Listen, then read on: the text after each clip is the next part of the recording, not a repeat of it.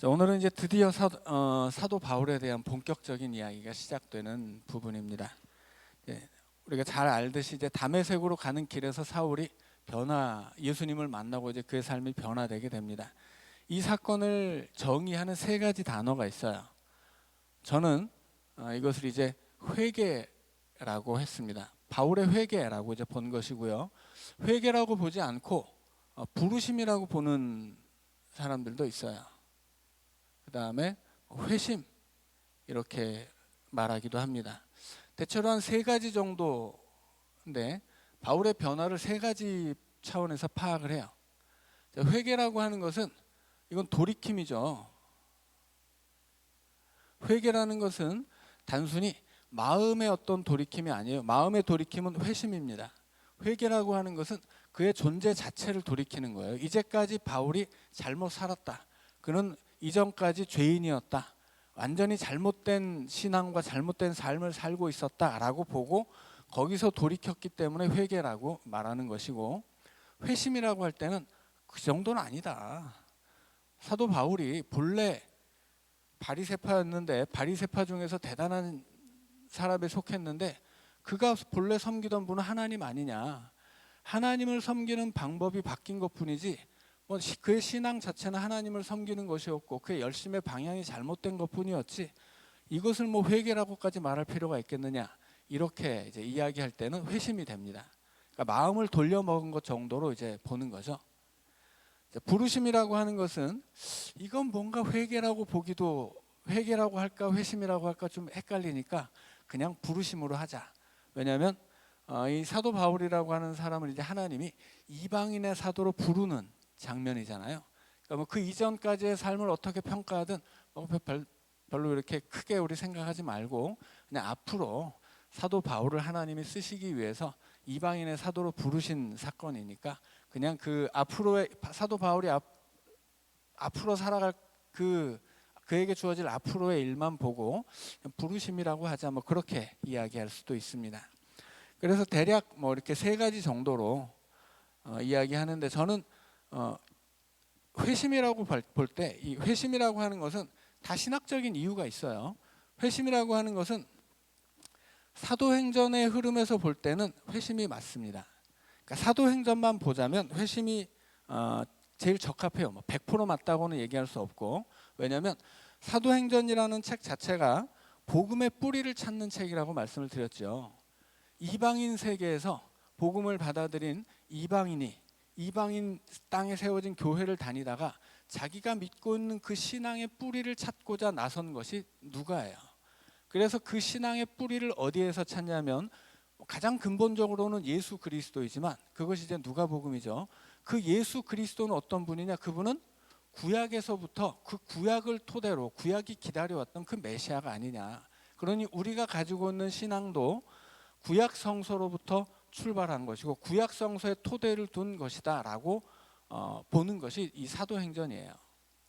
반면에 서신서에서의 바울은 좀 더 이 율법과 대립적이에요. 사도행전은 자기가 가지고 있는 복음의 뿌리를 구약에서 찾기 때문에 율법과 상당히 친근한 모습입니다. 그런데 서신서는 좀 달라요. 서신서에서의 바울은 율법주의자들과 현실적으로 투쟁을 하던 사람이거든요.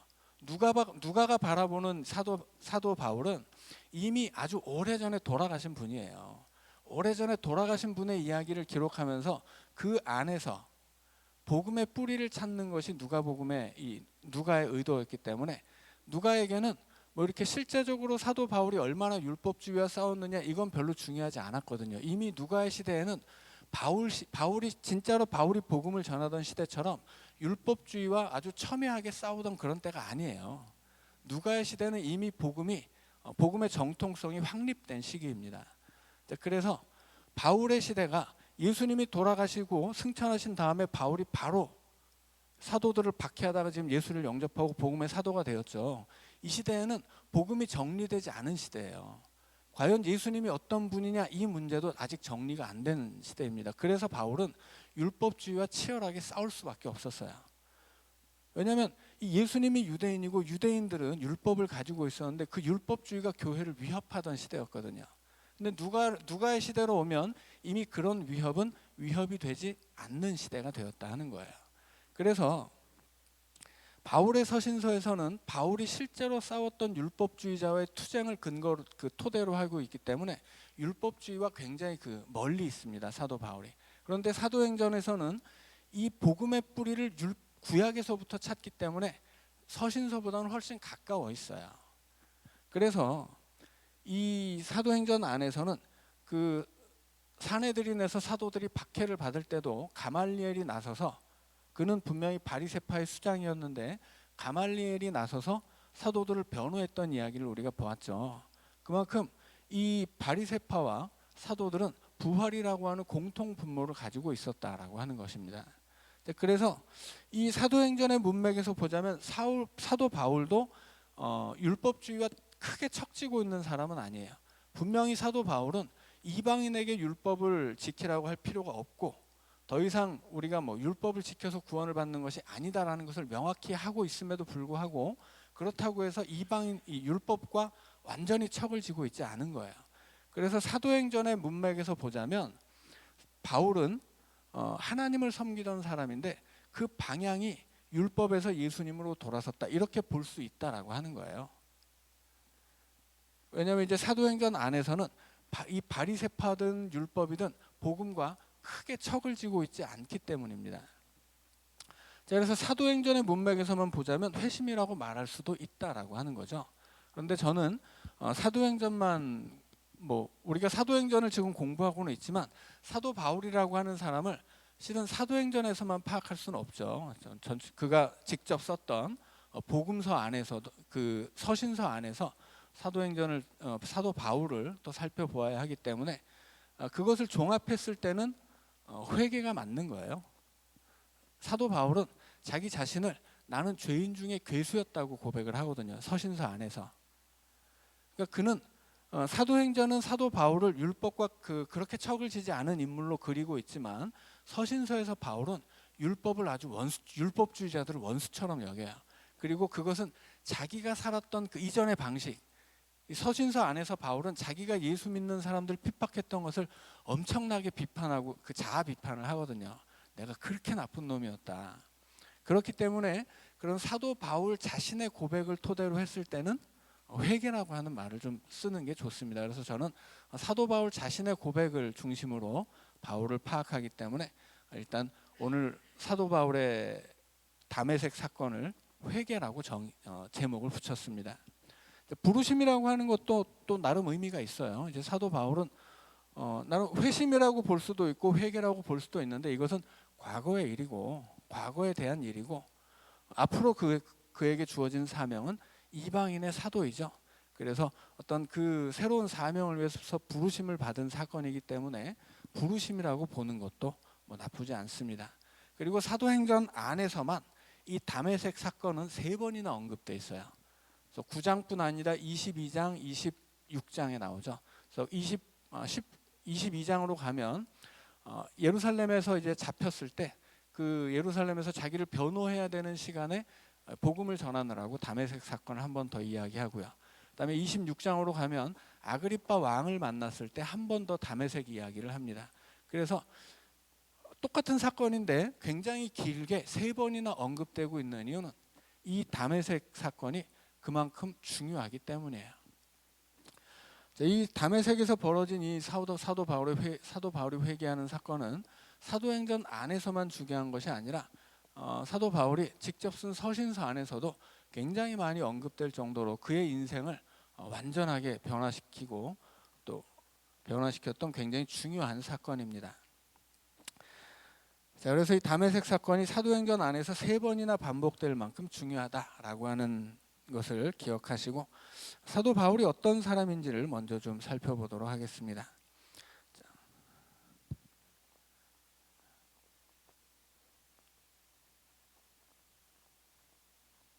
사도 바울.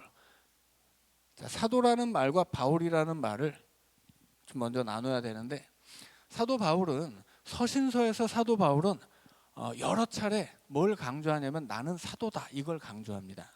왜냐하면 많은 사람들이 네가 예수를 본 적도 없는 놈이 무슨 사도냐 이렇게 공박했거든요.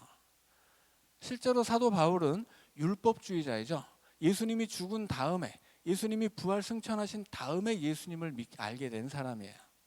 그래서 사도 바울의 약점은 뭐냐면, 큰 약점 중에 하나가 예수님을 만난 적이 없다라고 하는 사실이에요. 그래서 이 사도 바울의 대적자들은, 그들은 누구냐면 율법주의를 가지고서 교회를 흔들던 사람들이죠. 그 사람들이, 율법주의자들이라는 이야기는 무슨 뜻이겠어요? 유대인이라는 뜻이에요. 유대인이라는 뜻은 그들은 예수님을 보았을 가능성이 많습니다. 최소한 예수님의 직접 제자였던 12제자들로부터 복음을 배웠을 가능성이 많은 사람들이에요. 그런 사람들은 자기들이 내세울 게 뭐가 있겠어요? 사도 바울 굉장히 똑똑한 분이거든요. 수많은 책을 썼잖아요. 여기에서 알 수 있듯이 사도 바울 굉장히 똑똑한 분이라 말로 하면 안 돼요. 그래서 뭘로 합니까? 출신을 가지고 공박하는 거야. 너 유대 땅에서 태어나지도 않은 사람 아니냐? 너 예수님 본 적도 없는 사람 아니? 네가 무슨 사도라고 떠드냐? 이렇게 공격을 많이 당했습니다. 그래서 사도 바울이 자신이 사도라는 이야기를 하기 위해서 굉장히 많은 지면을 할애해요. 그런데 재미있게도 사도행전에서는 사도 바울이 사도의 권위에 있어서는 사도적인 권위를 받긴 하지만 사도의 권위를 갖지는 못해요. 사도적인 권위를 받을 뿐입니다. 예를 들어서 빌립이 복음을 전하죠. 사마리아에 가서 복음을 전하는데 빌립이 복음을 전했을 때는 성령이 임하지 않아요. 예수의 이름으로 세례만 받죠. 그래서 예루살렘으로부터 베드로와 요한이 와서 이 안수를 하니까 성령이 임합니다. 그러니까 빌립이라고 하는 사람도 수많은 기적을 일으키고 이사를 보여주고 대단한 사람이었어요. 그럼에도 불구하고 사도는 아닌 거예요. 왜냐하면 이 누가는 복음의 뿌리를 찾아가면서 그 뿌리가 구약에서부터 그리고 예루살렘에서부터 복음이 그 뿌리를 찾기 때문에 사도들의 권위를 절대적인 것으로 보여줍니다. 그래서 누가 있어도 12사도만큼 권위가 있는 사도는 없는 거예요. 심지어는 사도 바울조차도 이방인의 사도로 부름받고 엄청난 일을 감당하지만 사도행전 안에서의 사도 바울은 선교사적인 위치이지 예루살렘에 있는 12사도만큼의 어떤 권위를 갖지는 못해요. 누가가 그리는 사도 바울이에요. 그게. 자, 그래서 사도 바울은 분명히 사도임에는 분명한데 사도행전은 사도이지만 12사도만큼의 권위는 없고, 서신서에서는 사도 바울이 그 적들로부터 굉장히 큰 공격을 받기 때문에 자신의 사도성을 변호하기 위해서 굉장히 그 노력을 한다라고 하는 것입니다. 그래서 그런 이제 차이가 있다는 것도 좀 기억하실 필요가 있고요. 자, 바울이라고 하는 사람에게 있어서 지금은 모르겠습니다. 제가 어려서 그 제일 잘못 배운 것 중에 하나가 사울이 변해서 바울이 되었다 하는 이야기예요. 자, 그런 것은 좀 잘못된 이야기라고 제가 여러 번 설명을 드렸죠. 사도 바울은 사도행전 21장 39절에 보면 바울이 이르되 나는 유대인이라 소읍이 아닌 길리기아 다소시의 시민이니 이렇게 이야기합니다. 그러니까 사도 바울은 유대 땅에서 태어난 사람이 아니에요. 그는 길리기아라고 하는 당시 로마의 그 행정구역의 그 길리기아라는 이 로마가 이제 여러 굉장히 넓은 지역을 다스렸기 때문에 이렇게 덩어리를 만들어서 그 큰 덩어리마다 이렇게 수도를 만들었거든요. 에베소 같은 경우는 이 소아시아의 수도였죠. 길리기아는 지금의 그 터키 남동부라고 보면 될 것 같습니다. 그쪽에 그 넓은 지역의 수도가 로마가 지정한 그 속주의 수도가 다소라는 동네였어요. 자, 그 다소라는 이 길리기아의 수도에서 태어난 사람이 사도 바울입니다. 그래서 그런데 지금의 터키 남동부에서 태어났지만 그는 어려서부터 예루살렘으로 유학을 왔어요. 그래서 사도행전 22장 3절을 보면 사도 바울이 자기를 소개할 때 나는 유대인으로 길리기아 다소에서 났고 이 성에서 자라. 이 성은 예루살렘입니다. 예루살렘에서 자랐다. 태어난 곳은 다소인데 자라는 곳은 예루살렘이에요. 왜냐하면 유학을 온 거거든요. 그 유학을 와서 누구에게 배웠냐면 가말리알의 문화에서 우리 조상들의 율법의 엄한 교훈을 받았다. 그렇게 이제 자기를 소개합니다. 그러니까 사도 바울은 다소라는 곳에서 태어났어요. 그 다소는 로마의 그 속주 중에 하나였던 길리기아의 수도인데 거기 살던 사람들은 대부분은 누구예요? 다 헬라인이죠. 그리스 사람들이에요. 로마 그리스 사람들이에요.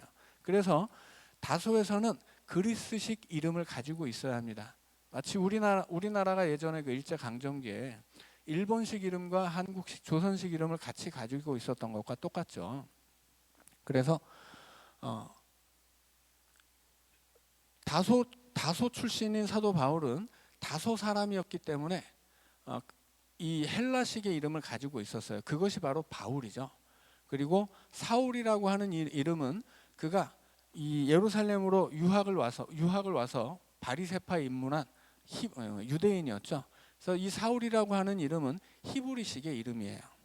자, 그래서 나중에 이 사도행전 26장으로 가면 26장에서 한 번 더 사도 바울이 다메섹 사건을 마지막으로 아그리빠 왕에게 설명할 때 내가 소리를 들으니 히브리 말로 이르되 사울아 사울아 내가 어찌하여 나를 박해하느냐. 자, 이렇게 기록되어 있습니다. 그러니까 예수님이 다메섹에서 사울을 부를 때 히브리 말로 부르신 거예요. 그래서 사울이라고 하는 이름은 히브리 이름입니다. 자, 그래서 사울은 유대인이었는데 히브리식 구약 전통의 이름도 가지고 있고 그리고 헬라 지역에서 태어났기 때문에 그 이방인 방식의 이름도 가지고 있었어요. 그래서 사울이 변해서 바울이 된 것이 아니고 태어날 때부터 사울과 바울이라는 두 개의 이름을 가지고 있었는데 그가 예루살렘에 올 때는 당연히 히브리식 이름인 유대식 이름인 사울이라고 하는 이름을 쓰고 이방 세계로 나가게 될 때는 또 당연히 이방 세계이기 때문에 헬라식의 이름을 썼다라고 하는 것입니다. 자, 그래서 사도 바울은 어떤 사람이냐? 그는 길리기아 다소의 시민이다라고 하는 거예요. 자, 그런데 여기서 다소 시민이라는 말이 나와요. 이게 이제 그 21장 39절에 나오는 말씀인데 다소는 말씀드린 것처럼 길리기아의 수도입니다. 다소 시민이라는 말은 다소의 시민권이 있다는 거예요. 자, 그런데 이 다소의 시민권을 가진 사람은 로마의 시민권자이기도 합니다. 당시에 로마가 다소 시민권을 가진 사람은 그 다소 시민권을 로마 시민권으로 인정해 줬어요. 마치 우리나라에서 운전면허증을 따면 미국에 가서 그 운전면허증으로 운전할 수 있는 것과 똑같습니다. 다만 시민권이라고 해서 다 똑같은 시민권은 아니에요. 자, 로마의 시민권은 여러 종류가 있습니다. 이제 이렇게 쉽게 말하자면 등급이 있는 거죠. 시민권이라고 해서 로마의 시민이라고 해서 다 똑같은 권리를 누리는 것이 아니고 본토박이 로마 시민과 어떤 공헌을 통해서 로마의 시민이 된 사람들 사이에는 차이가 있었다라고 하는 거죠. 자, 로마에서 태어난 로마인들은 당연히 로마 시민이 되겠죠. 그런데 로마에 잡혀와서 전쟁 노예가 되어서 한 10년 혹은 10년을 복무한다거나 혹은 자원에서 로마의 군에 입대해서 25년을 복무하면 로마의 시민권을 받았습니다. 그런데 그렇게 공을 세워서 받은 시민권과 로마에서 태어나서 로마인으로서 받은 시민권은 큰 차이가 있었다는 거예요. 그래서 제일 1등급 로마 시민권은 출생입니다. 로마인으로서 로마에서 태어나면 1등급이에요. 자, 그 다음은 뭘까요? 그 다음은 이제 군 복무입니다.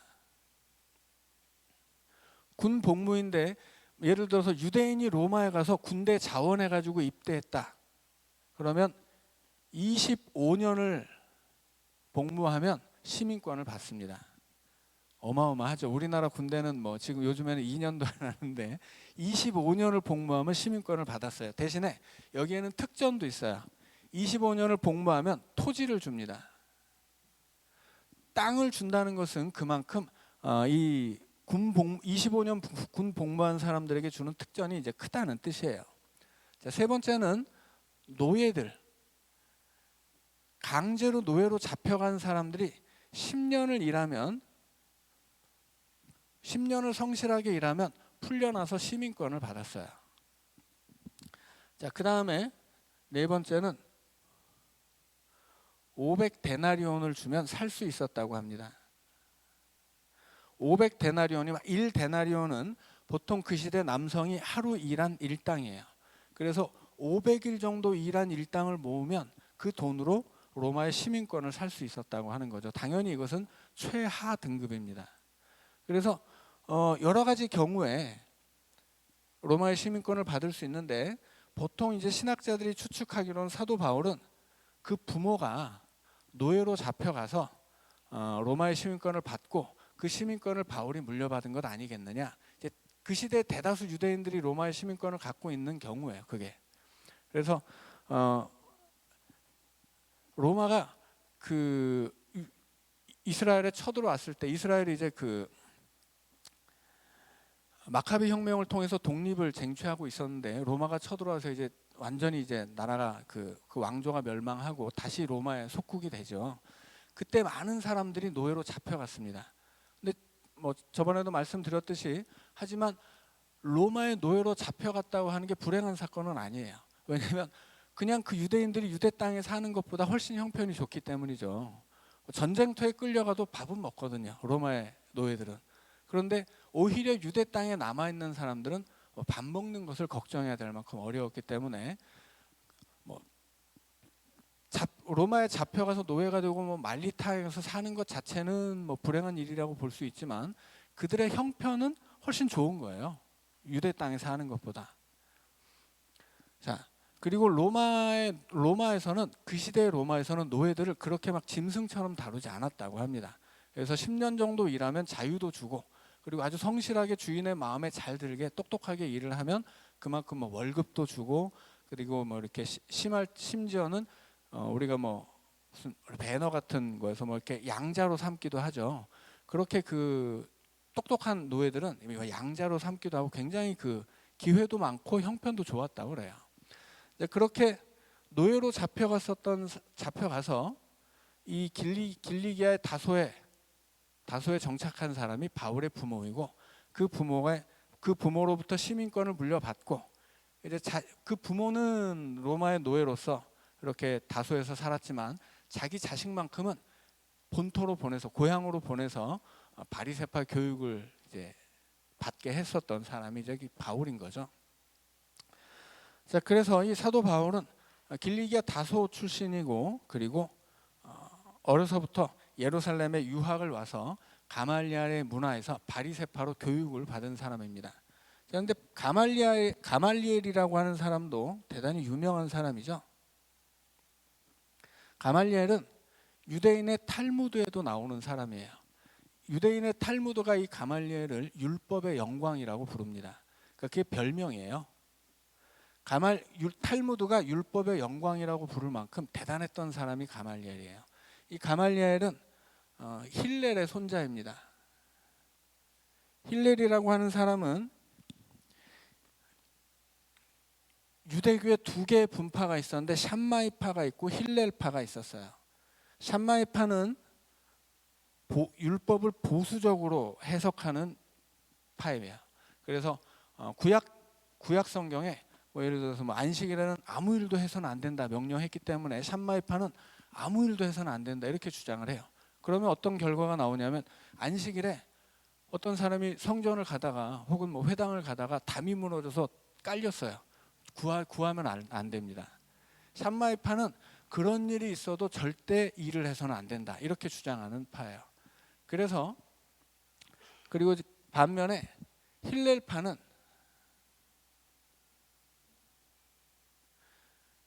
말하자면 이 사람들은 이제 정통이라고 할 수도 있고 보수라고도 할 수 있습니다. 힐렐파는 진보파예요.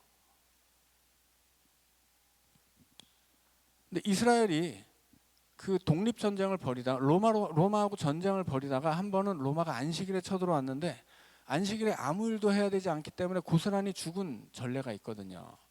그래서 그런 일들 때문에 생겨난 게 이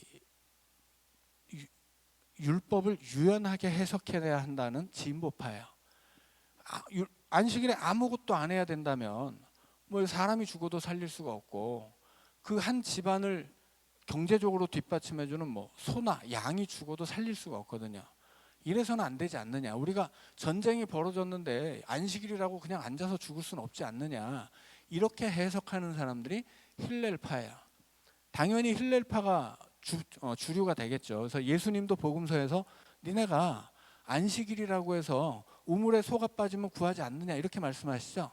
그러니까 예수님 시대에도 힐렐파와 샴마이파가 있었는데 샴마이파는 너무 옛날 얘기를 하는 좀 너무 지나친 보수주의파였어요. 그래서 예수님 시대에도 이미 유대교 안에는 힐렐파가 주류를 이루고 있었습니다. 그리고 힐렐로부터 시작된 이 유대교의 주류가 이 힐렐로부터 시작했는데 이 힐렐의 손자가 가말리엘이에요. 이 가말리엘이 어떤 사람인지 사도행전 5장 34절에서 그는 바리새인 가말리엘은 율법 교사로 모든 백성에게 존경을 받는 자라 공회 중에 일어나.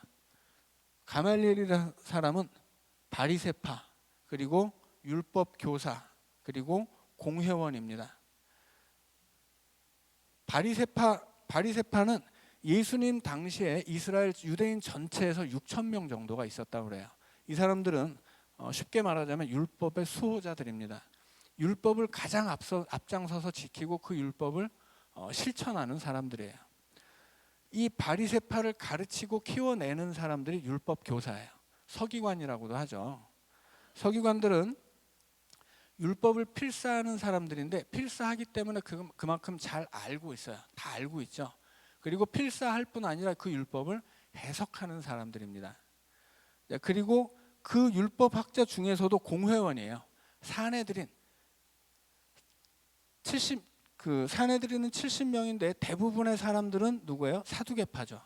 소수의 사람들이 바리새파인데 그 소수의 바리새파 중에 한 명이 바로 이 가말리엘이었습니다. 그러니까 이 가말리엘은 당시 바리새파 안에서 뭐 누구나 인정하는 최고의 석학이었다라고 하는 거죠. 그리고 그 가말리엘의 문화에서 이 바리새파로 교육을 받은 사람이 사도 바울입니다.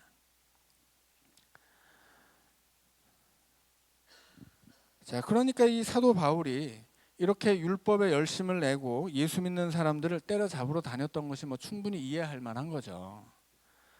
자, 9장 이제 본문을 볼까요? 오늘 본문을 뭐 다 보기는 어렵겠고 앞부분을 좀 보도록 하겠습니다.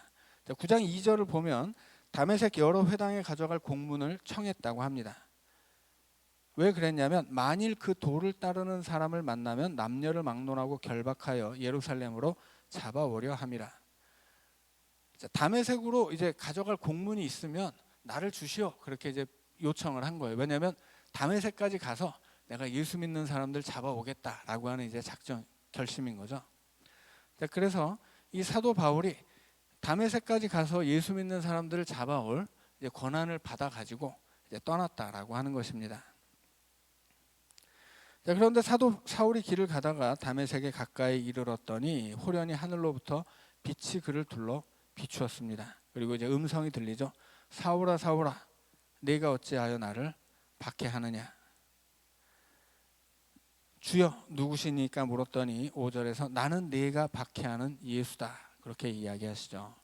이제까지 사울은 율법밖에 모르던 사람이죠. 그 율법을 말하자면 이 율법주의자였던 사울에게 예수 믿는 사람들은 이방인보다 더 나쁜 이 배교도들이에요. 이 사람들은 신성 모독하는 사람들이거든요. 하나님의 아들을 믿겠다고 하는데 도무지 하나님의 아들이라는 존재는 유대인들로서는 받아들일 수 없는 존재입니다. 그래서 사도 바울이 복음을 전할 때도 유대인들에게 먼저 전하고 그리고 이방인들에게로 가는데 유대인들에게 복음을 전하면 딱 두 종류라고 말씀드렸죠. 결과는 두 가지예요. 사울의 복음을 받아들이면 예수를 믿겠지만 아니면 안 믿는 것에서 그치는 게 아니에요. 사울을 죽이려고 듭니다. 왜냐하면 하나님의 아들을 믿으라고 하거든요. 하나님을 믿는 사람들에게 하나님의 아들을 믿으라고 하는 것은 믿으면 다행이지만 안 믿으면 뭐예요? 신성 모독하는 발언을 하는 거거든요. 이거는 율법에 의해서 죽여야 되는 사람이에요. 그래서 심지어 사도 바울이 나중에 이제 복음을 전할 때 3차 전도 여행을 할 때쯤에는 이제 사도 바울을 미워하던 사람들이 그 미움이 극에 달해서 바울을 죽이기 전까지는 밥도 안 먹고 잠도 자지 않겠다 서원을 한 사람들까지 나와요. 그 정도로 사도 바울의 복음이라는 것은, 이 복음이라는 것은 일반 그 율법에 기대어 있었던 유대인들에게는 받아들일 수 없는 것입니다. 그래서 바울도 지금 이렇게 목숨 걸고 막 분기탱천해서 예수 믿는 사람들을 잡으러 가는 거예요. 그럼에도 불구하고 하나님이, 예수님이 그에게 찾아오시죠. 예수님이 어찌하여 나를 박해하느냐? 나는 네가 박해하는 예수다. 이제 이 순간에 사도 바울은 자기가 틀렸다는 걸 알게 되는 거죠. 어쩔 수 없죠. 자기가 예수님을 이제 음성을 듣고 보았으니까. 나중에 이제 그 뒷부분 22장과 26장으로 가면 지금 여기서는 사도 바울이 빛을 보았다 이렇게 되어 있지만 이제 나중에는 그 빛이 예수님이었다 이렇게 이제 이야기를 합니다. 그러니까 예수님을 이제 하늘 승천하셔서 하늘의 영광을 회복하신 예수님을 사도 바울이 직접 볼 수는 없었던 거죠. 근데 예수님이 빛으로 보였다고 하는 거예요. 그래서 여기서 이제 이 다메섹에서 보았던 그 빛은 바로 예수 그리스도의 빛이다라고 하는 것입니다. 그래서 그 빛에 눈이 멀게 되죠.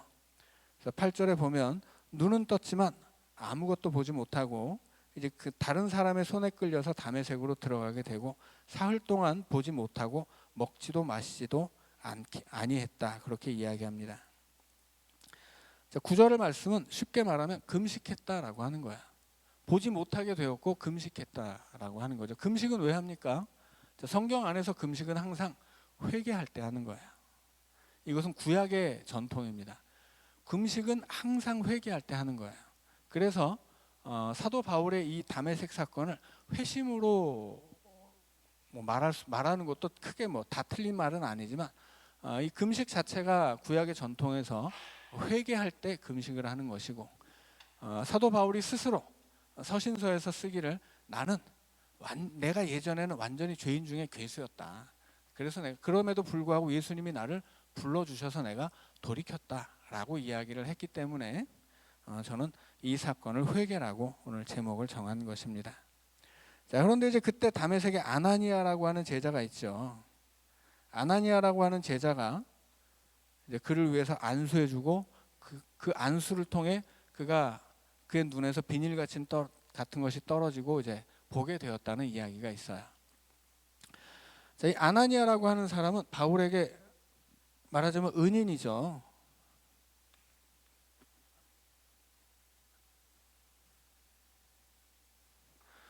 바울에게 정말 잊을 수 없는 은인 두 사람이 있는데 첫째가 아나니아예요.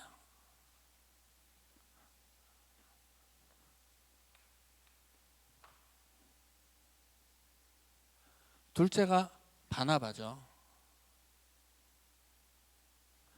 아나니아라고 하는 사람은 막 하나님이 너 직가로 가서 사울이라는 사람을 만나서 안수해줘라. 내가 그에게 환상을 보여줬다. 네가 기도해주는 환상을 보여줬다. 이렇게 말씀하셨는데 그럼에도 불구하고 반항하죠. 아니 하나님, 사울이 어떤 놈인지 모르십니까? 우리 동네에서 예수 믿는 사람들 잡으려고 온다는 그 사울 아닙니까?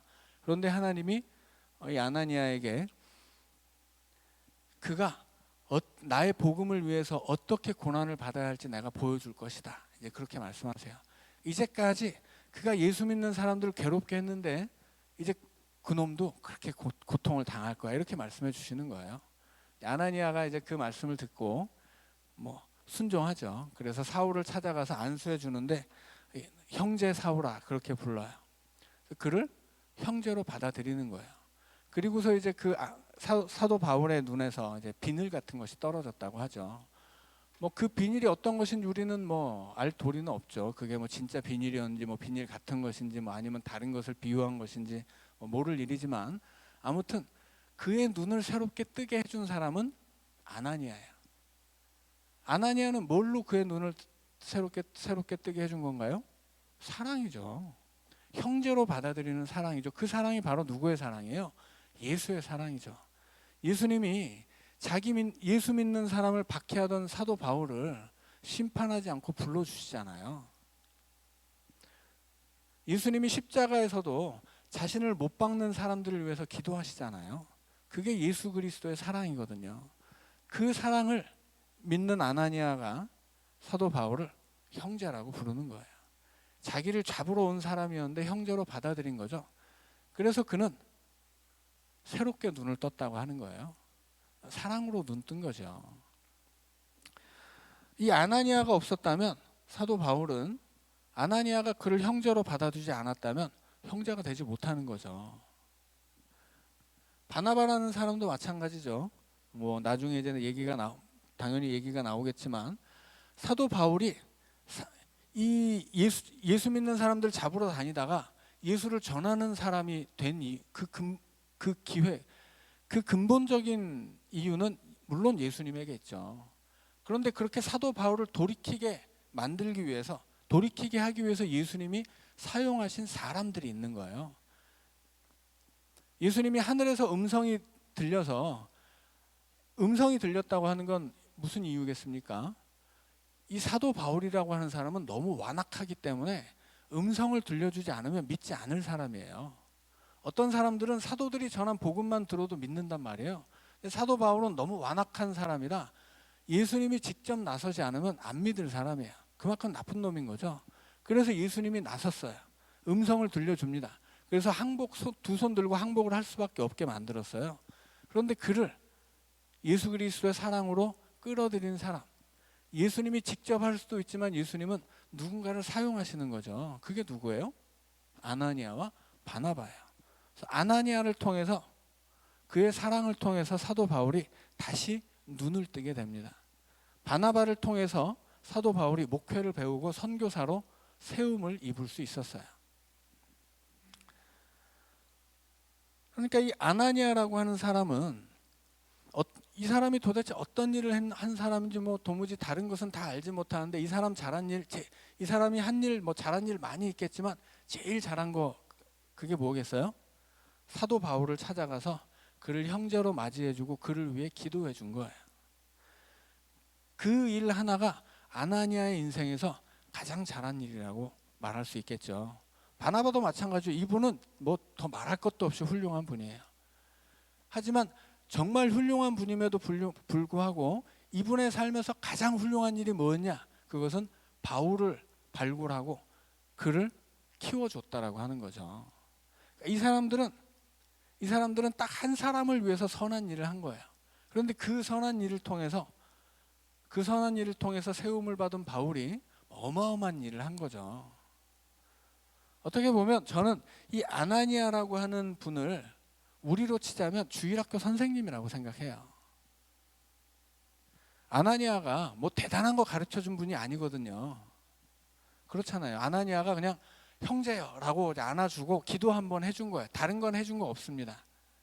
사랑을 주고 그를 품어준 거죠. 그래서 저는 그 사도 바울에게 있어서 그의 초보적인 신앙을 일깨워준 사람이기 때문에 이 아나니아라는 분은 우리 교회로 치자면 주일학교 선생님과 같다라고 저는 생각을 해요.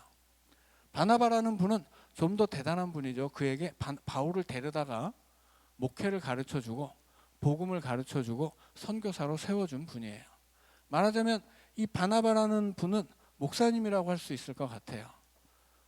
근데 이분이 뭐 다른 일도 많이 했겠지만 한 사람을 키우는 거죠.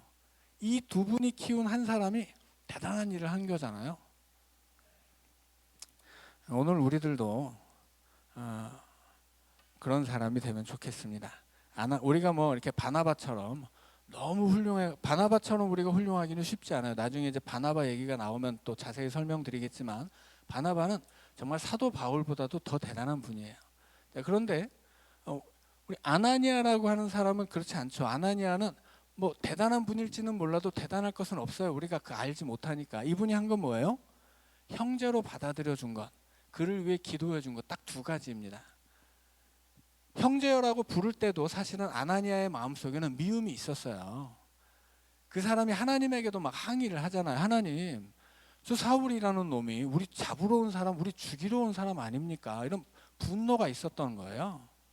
하나님이 바울을 위해 기도해라고 명령하신 그때에도 바울을 막 욕하던 사람이 아나니아거든요.